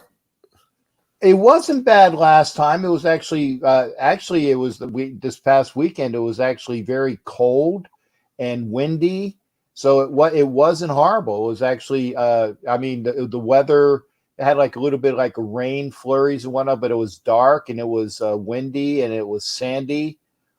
So it wasn't bad. So I mean, the next time, by the time we get out or you get out there, it's not going to be an oven. So it'll be nice weather. Because that's definitely something I'm thinking about is how hot is it going to be with all the gear. But no, talk to wifey, try to tie that down. Definitely leaning towards going. I mean, might as well catch a game before I head out. So, no, just excited. Like I said, I'm really excited to be back, get caught up, and start hopping onto shows when I can. Yeah, well, you know you're always welcome. If I said, depending upon your work schedule, if you got the Wi-Fi there, and you're allowed to go down in the mess and I don't know what your availability is, because again, this was stuff that they didn't have when I was. That's a whole nother. The fact that there's Wi-Fi on board is crazy to me. Yeah, like what the hell? Don't get me wrong, it's amazing, but I'm so used to. I mean, I've only been in a few years and not having Wi-Fi. Like whatever, cool. You read books and you watch movies, and now you have Wi-Fi, which means you connect with your family better. It's crazy. Yeah, I mean, I can only say that I watched the Tuck Rule game deployed, and it was we watched the CBS feed, but it was an Arabic commentator talking over Gumbel and Sims. So it was unique in that respect, because again, you're watching the game, but you have like commentators talking over commentators. Yeah. So I mean, and that was what? How long ago was that? It was right after 9/11. So it was what 20 over 20 years ago, right? Been a bit. Yeah. There's definitely a lot of brothers in the mess that are Raider fans, and they're excited. I didn't bring my mask for the season, but I'm bringing them for sure for deployment. So Squid will be on deployment with her on the line. Good. Well, you can tell all the Raider Nation brothers that they need to check out their fellow brother out here as well. Oh yeah, no, I'll definitely get them caught up. I put a few people on about lining up with different shows. Good. But to get you a few more subscribers. There's definitely a lot of them. So. Yeah, well, I said that it's not a bad thing. Not a bad thing. But hey, the alarm went off, and again, I want to say congratulations on your anchor shipmate. Welcome home for that respite in between your time there. If you're heading out to the Vegas game, I don't know whether you got my email or my message or not, but you got a base capability there. That's on you is what I'll get with me, and because I'm holding those for you first. And we'll talk to wifey these next few days and get that tied down, but I think we're leaning towards saying fuck it, or excuse me, let's go. So okay. Yep. We'll talk. All right, Cam. All right. Well, hey, good. Hey, great seeing you, partner. You take care. And again, welcome, shipmate, to the mess. All right, Cam. All right. Take care. That was Raider Squid. And again, it's nice when you know your friends make chief. And Tito says, congrats, Raider Squid, salute. Tito said something about Brady's glove. I'm watching the game, but I'm not watching the game. I know that the Ravens have the ball right now, and they are looking pretty good on protection or what's going on there. But we're gonna go to a young man. Going to go to a young man who's going to talk a lot of good things. Oh yeah, thanks, Lydell. Mile High Raider Richard, thank you there. They said super sweet. I like this hat. But we're going to turn it over to somebody that is going to crow about their team, because it's been a long time that you could actually crow about your team. Oh, Gabe, it what's feels going on, brother? so How good. you doing? Oh, How you Captain, doing, man? it feels so good. Winning is amazing. I mean, I was alive when we were winning like this, but I barely knew football when we were winning like this. So, whew, it is good to be a Giants fan right now. And yeah, we just obviously probably the most thing I know a lot about related to the Raiders is, of course, in your division. The Chiefs traded for Kadarius Toney today. Yeah, the Chiefs are gonna regret that one. Yeah, I think so. 12 injuries, and no matter what he posts on Twitter about, oh, they were fake and whatever, that's such BS. I don't even want to hear it. They were not fake. Maybe this last one was, but the ones before it were not. I mean, he just has he's like a cancer in the locker room. Like, people said like OBJ was terrible. OBJ at least had a business side to him. Like, OBJ knew business. Kadarius Toney doesn't know what the definition of business is. I mean, his press, like, he's just awful. He's terrible. So I think the Chiefs are going to end up regretting this one. I mean, he can't stay on the field. So we're 6-1 without him. So why not continue being good without him anyway? So, I think they're going to regret it, because he just simply can't stay on the field. And when he does make a good play or have a good game, he just gets injured. So I think the Chiefs will regret it. I don't think he doesn't work hard. That's the other thing. He doesn't have any what was the word I'm looking for? Work ethic? he doesn't have any he doesn't care. Like, he just has that I don't care, I'm good, I'm so good. That's kind of his mindset, and that's how he is. So he's a stubborn he's different. Let's just say that he's different. But I definitely think, as Raiders fans, you should not fear him too much. And again, let me stop the clock here, because you still got a little over or a little under 3 minutes, because whenever I do my interjections, I want to make sure you have your times there. Did he get touchdown to the Ravens? So now they are up 16-10. It was Robinson did Robinson catch it? I think Robinson caught the ball. It was likely. Oh, okay. Well, I saw Robinson go over there. I didn't see you, Klaus. So, but again, Ravens are now up 16-10, pending the extra point. I know that I should be rooting for the NFC here, because it's against an AFC team, but I live here, so I can't stand. I can't stand the fake Pirates. So I'm probably going to root for, the Ravens on this. Oh yeah, likely. There you go. But what was I babbling? Oh, Kadarius Toney. And Kadarius Toney, even when he was at Florida, he was all ability and all mouth. I mean, he was one of the better players on their team, but he was kind of like a newer version of Percy Harvin, I should say, except that Percy Harvin had a lot of problems with migraines. Toney just had a problem with being an a-hole. So he's all full of himself. He has all of the ability in the world, but he just does not. He just does not have a good work ethic. And like I said, I don't know what the Giants got for him. Was it like a third rounder? So if you don't know, the Bears GM is from the Chiefs.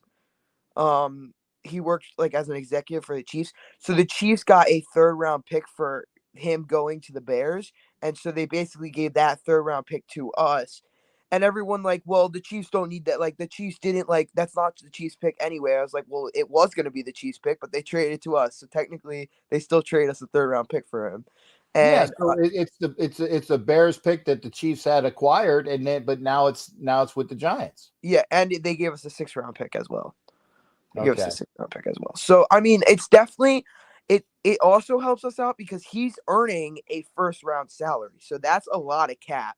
Yes. So it gives us some cap flexibility because the Giants are in a terrible cap situation right now to go out and get maybe a Jerry Jeudy. We don't know, but the reports coming out are that the Giants are looking into Jerry Jeudy as a possibility because if some of you don't know, Brian Dable was his offensive coordinator at Alabama. So definitely the Giants have finally found a head coach that has the right mentality. So I don't know. How's your guys' head coach doing? How's our what? Your new head coach doing? Or I mean, the Raiders are 2-4, but they really should be 5-1. And I'm going to give us a loss, but we're not. Yeah. But here's the other thing, and I'm not saying this to piss you off, but you got to go out to Seattle. And apparently you beat Seattle last year, but can you do it 2 years in a row? Was that no? That's 2 years ago that we beat them. Wait, yes, 2 years ago we beat them. But I think we can. I mean, the Giants always they're finding ways to win, and I think as much as Seattle looks great right now, but really their defense is not good at all. Their offense is booming, but their defense is not good. It's not. They don't have any coverage. They have somewhat of a pass rush, but not a major pass rush. And what our offense doesn't have any star wide receivers whatsoever. We have a bunch of no names. Do you know who David Sills is, Captain? No, exactly. That's our wide receiver 1. So that should tell you enough. That should just tell you enough about the state of the New York Giants. But look, Saquon's carrying this team on his back, and that's just kind of how we're winning. And the defense is playing phenomenal. So glad you guys got Patrick Graham. Oh, I'm so glad that you guys took him off our backs because now we have Wink freaking Martindale. So good.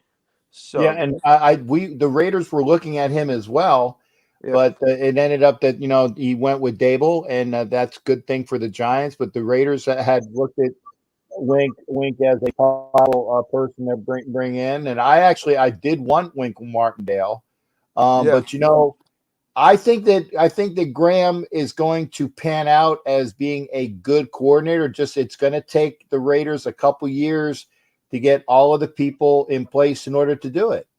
How's Martinez doing?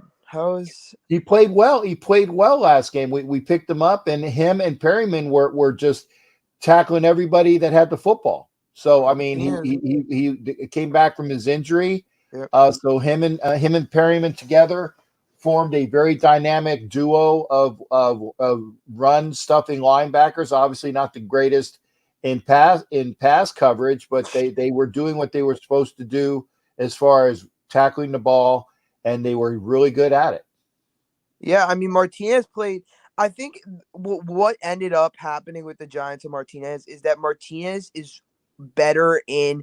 So same with James Bradbury is that the defense that Wink Martindale runs is a blitz aggressive defense with man coverage. So you have to have quarterbacks that can play tight man coverage and linebackers that can play coverage too.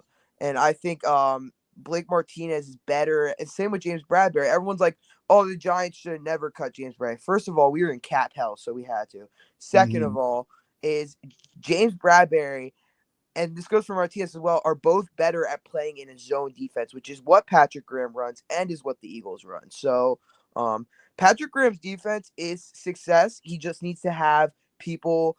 He needs to be able to draft people. He needs to have people he can work with. He needs to have his people. That's what I mean. He has to have his personnel that he likes. I think the Raiders are getting him personnel he likes. I think they still need to get him more though this upcoming draft. But I definitely he can definitely run a successful defense if you give him the pieces. So I think it's going to take a little bit for them to do it. The bell rang, so out the door. I'm going to give no out the door because you got the Seahawks a confident victory over the Seahawks this year. This week.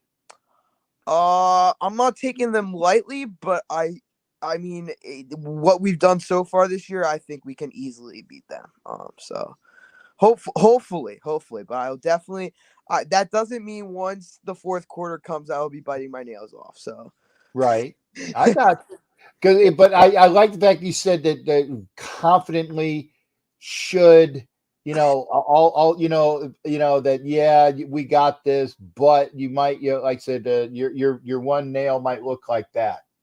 I don't know. I said the Giants were going to lose against Tennessee, and then they won. And so ever since then, I never say the Giants are going to lose again because you just never know. It's kind of how I roll now.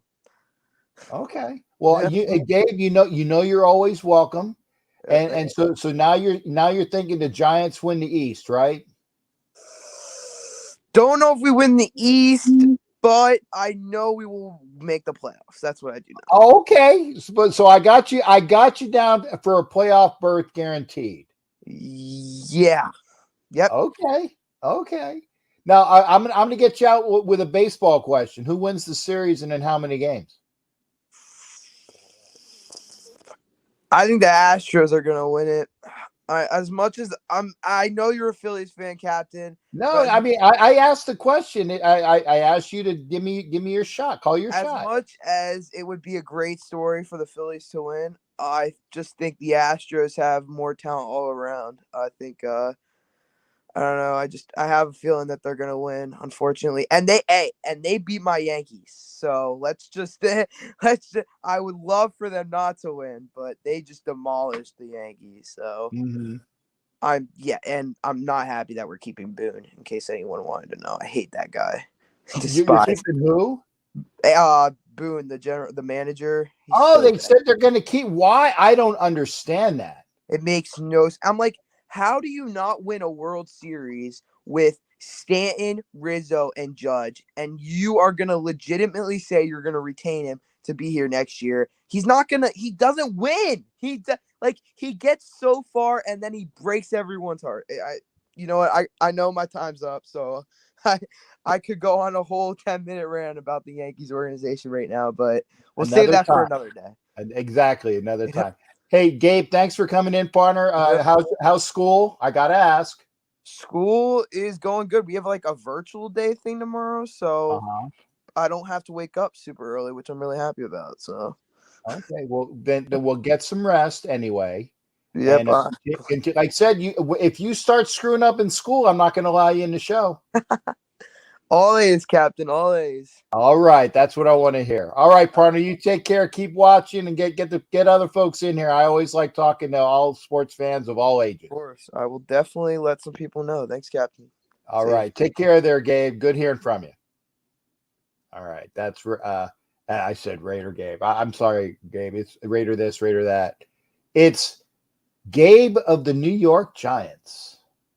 So good to see that. I know Anthony, I'm going to put the link up again. I know that you wanted to call in. Anthony, please. Yeah, okay. And I think it's maybe it's Anthony. We'll figure out in a minute. Okay, I got a phone caller. Who is this? Is this Anthony? Anthony Prevencio. Okay, I will put your number in my phone because it didn't show up, but I knew you said you were going to call in. Anthony, I know it's going to be hard, but we're on Roku. Good. I like to hear that. And I haven't even started the clock yet. So what's going on, partner? Give me your best and good hearing from you.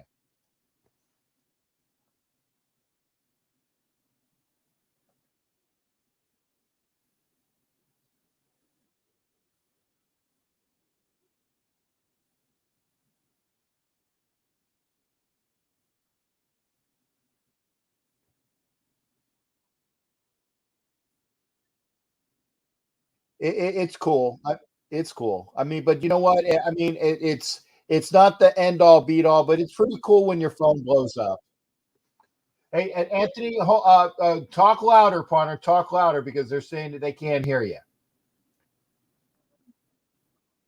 I can.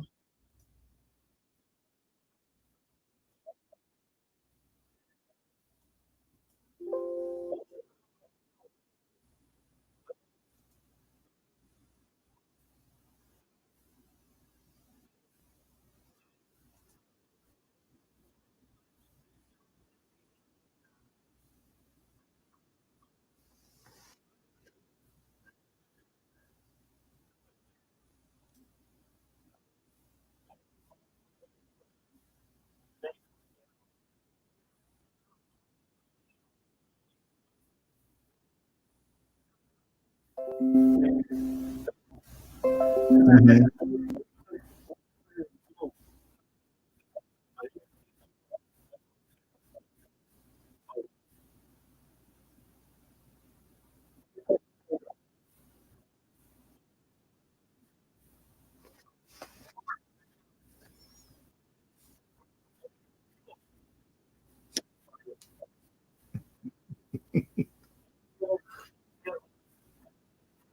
Uh-huh.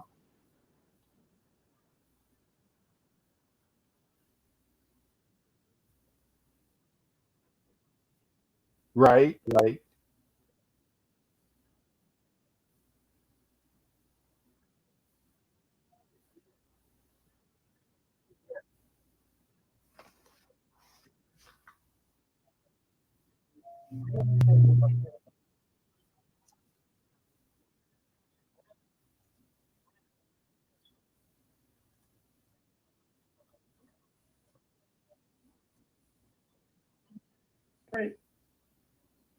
In two plays, Waller has 2 touchdowns against the Chargers. Okay. You know what I'm saying? Like, and we win that game. Like, Okay. And I think I trust Waller. And another thing, sorry, I'm cutting you off, Captain. Sorry, No, Captain. I'm just no, go ahead, brother. Go ahead. And like, I'm sick of people saying like, "Oh, I can't believe he went to the Las Vegas Aces basketball game and he's taking a picture with his girlfriend." It's like, bro, Mark Davis was there. Mark Davis knows, like, I don't care about the injury. Like, everyone says, oh, he's fuck. Go ahead. Like, the injury, like, thing, man, like, yeah, he doesn't take pills. He doesn't want a needle in him. He doesn't take needles or pills. I respect that, bro. That's right. Like, I respect that, bro. He doesn't want to take a needle, and he doesn't want to take no pills.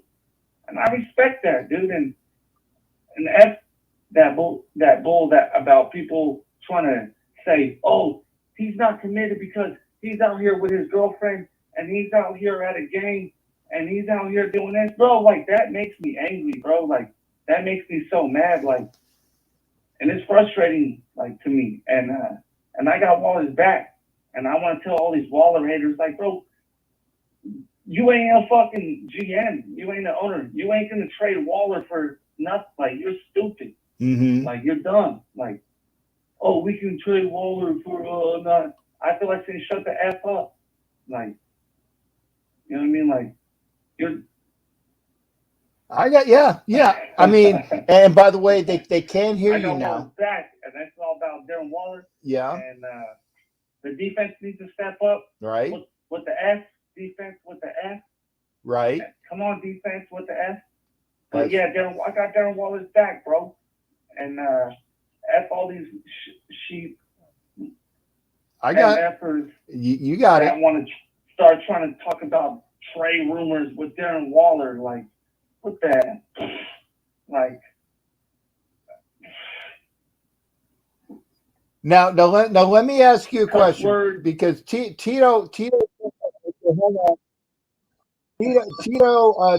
is already there saying that we need to trade Waller. Obviously, you say we need to keep Waller. Okay. So having said that, who is more important to this offense? Okay. Is it Darren Waller or is it Devontae Adams? Now, the reason why Devontae Adams got me insanely excited is because we already have the Darren Waller. Mm-hmm. We need both of them. But see, that's the question though.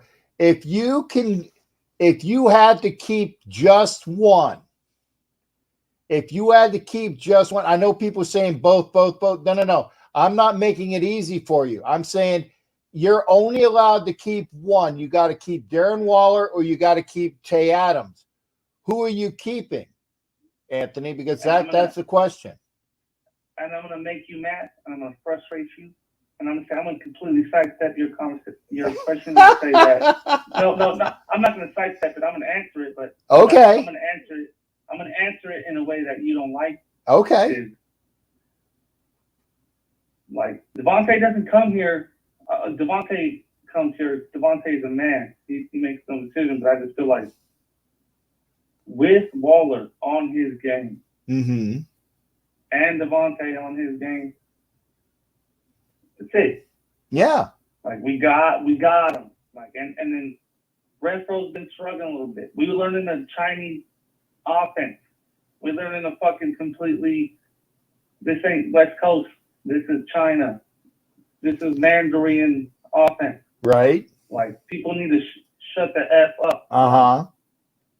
And I'm not going to choose between Devontae and Wallace. But no.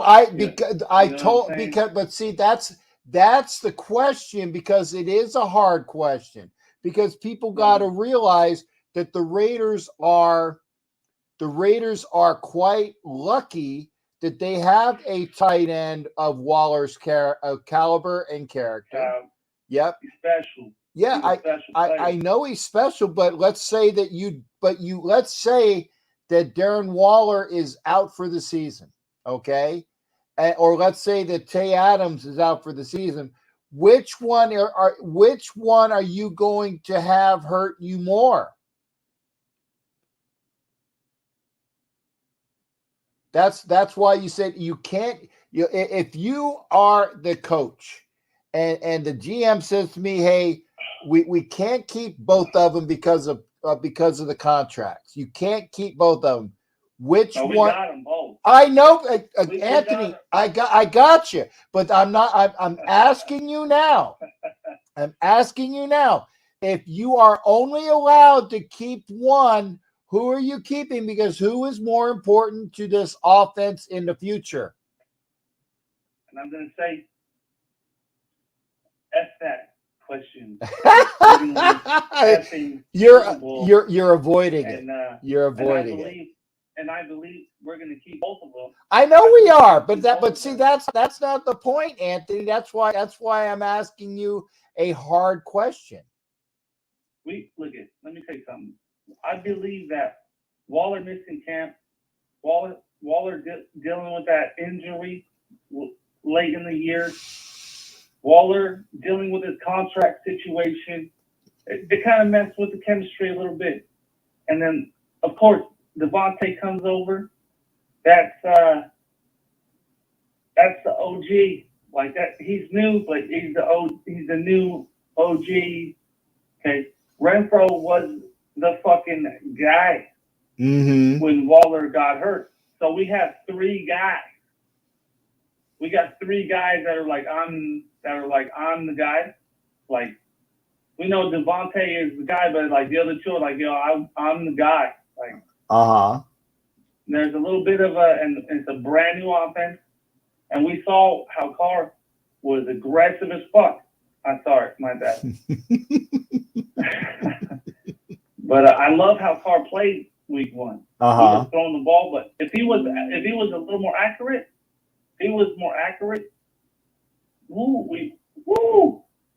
we destroyed the Chargers week one. Yeah, but the thing is that Waller has dropped 2 touchdowns this year. Adams has not dropped any. And I'm a big Carr supporter. Mm-hmm. Like, everyone knows this. Those drops were hard catches, man. And now everyone wants to say, oh, Waller dropped that touchdown pass that turned into an interception. Bro, you run that route, dude. You run that fucking route and get blown up like that by 2 players and try to say, it's not my fault. Fuck. F you. Yeah.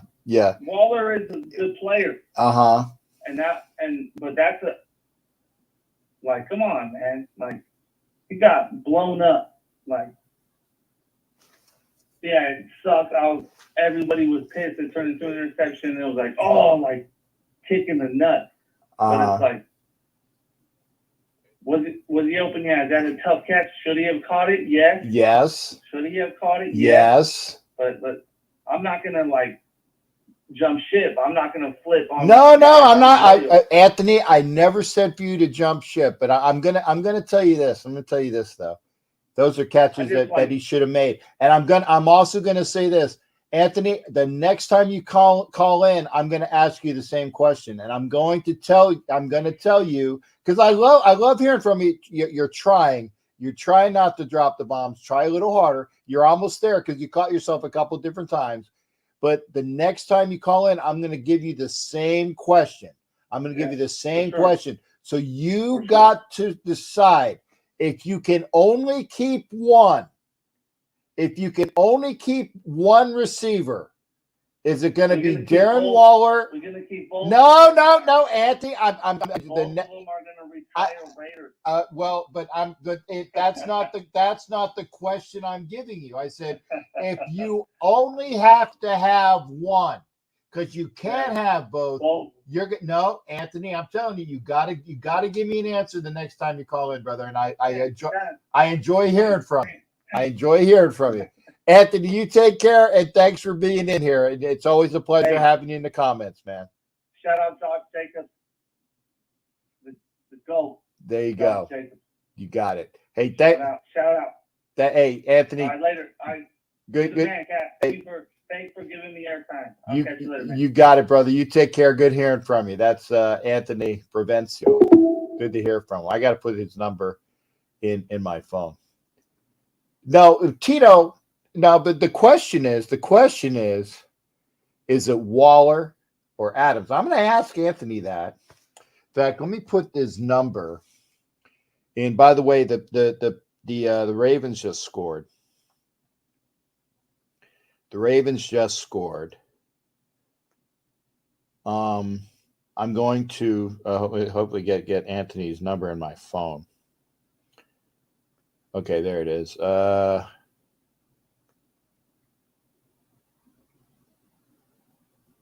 It was it didn't show up. Okay, Anthony, do me a favor. I didn't get this. It was 951. It was Anthony. If you're still watching, okay, text me. Anthony, text me your number to the same number that you called. Text it because it didn't show up. I want to get your number in here in my phone so when you show up next time, I will have it. Text me your number to 813-699-0834. Okay. All right, folks, we are at 1 hour, 48 minutes. We got about 5 to go. Got 5 to go because I got to do my outro. I will say this. If you have not watched, actually, all of the shows last night were wonderful. And it's not just me saying it because they were fun. Up. Can't hear anything. Okay. Nobody can hear. Uh-oh. Hang on.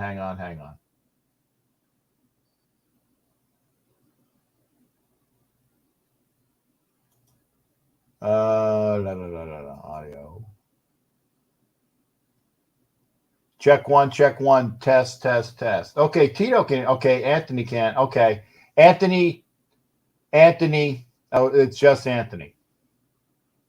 I'm gonna put it in the chat. Anthony, text your number to 813-699-0834. Okay, read that. Okay. There you go. Right here. Anthony, text your number to 813-699-0834. There you go. Anyway, there's still a little bit of time left. I'm gonna put the link in again. Call in.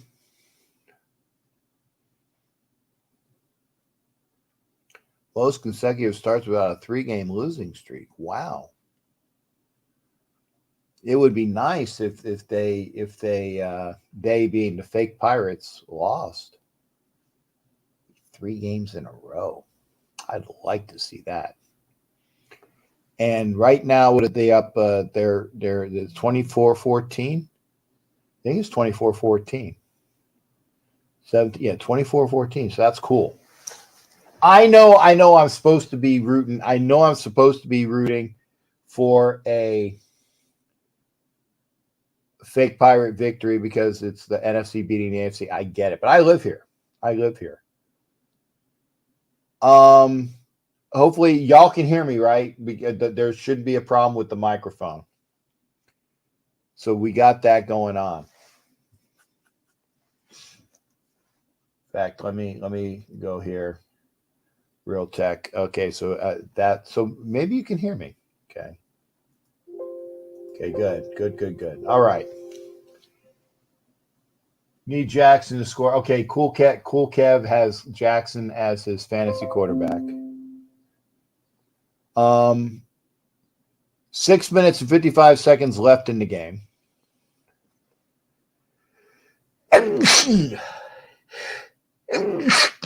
Oh, pardon me. Woo! Gotta fast for and far. Go too fast for. Whoa! A triple sneeze. That's rare for me. Normally I do doubles. Okay, Brady, who is that person that curse word. That curse word. Couple straight passes. 6 minutes and 30 seconds left. Remember.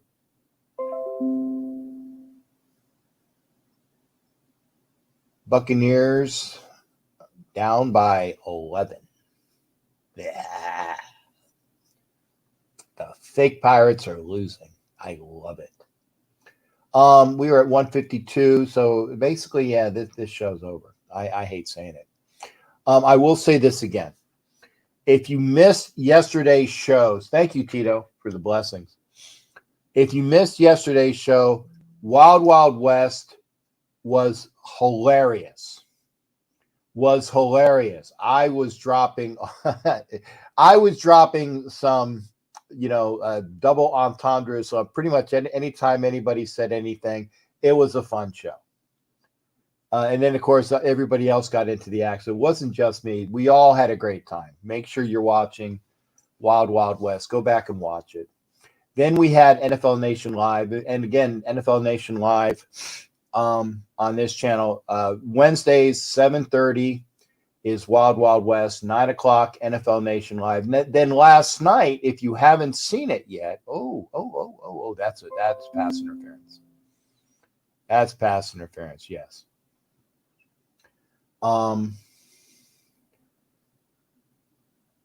Daryl Hobbs was on last night. No, Tito, it's pass interference. He turned around, but then he grabbed the face mask. That's pass interference. And I hate the fake Pirates, but that's blatant pass interference. I don't know what Harbaugh's looking at. He's like, what do you mean? That's pass interference. Sorry. But, the fake Pirates got to get 2 touchdowns, and I don't see it happening. What did everyone get sick from? Matthew Lincoln, I don't know. Apparently, there was a flu bug that was rolling through the Raiders locker room. Tay Adams got it. And a couple other. If you look at the injury report for the Raiders the last couple of days, you'll see where it says illness.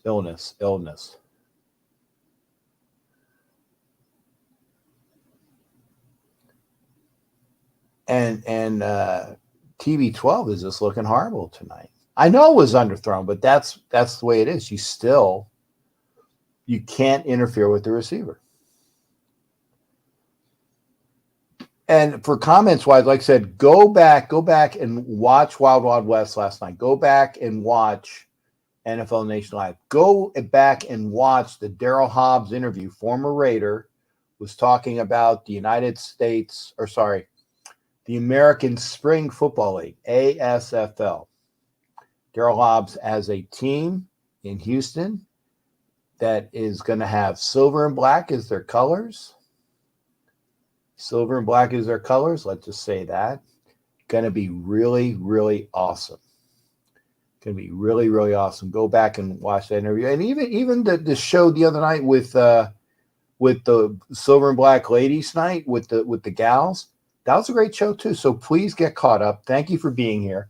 We need to beat the out of the Saints. Matthew, the same thing. And that was Kamara that was talking shit. Tito, I will look for the book on Bo. I will. I'll take a look for it. Make sure that everybody, if you haven't done so already, Kevin Bryant, Spies on the Sideline.